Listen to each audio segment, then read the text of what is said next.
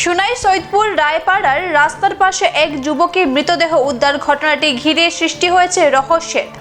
অসুস্থতায় মৃত্যু না অন্য কোনো অঘটনে খতিয়ে দেখছে সুনাই পুলিশ।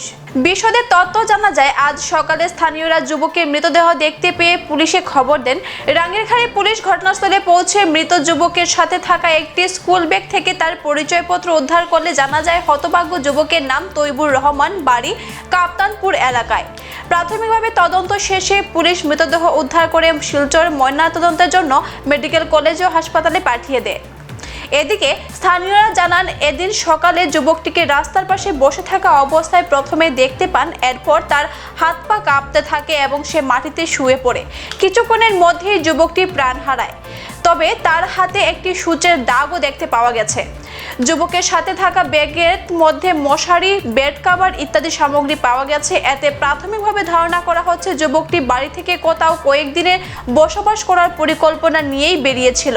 ঘটনাটি জানাজানি হতে চাঞ্চল্য ছড়িয়েছে গোটা এলাকায়। এখনকার মতো বিদায় নিচ্ছি, পরবর্তী সংবাদ পেতে আমাদের সাথে থাকুন। ধন্যবাদ।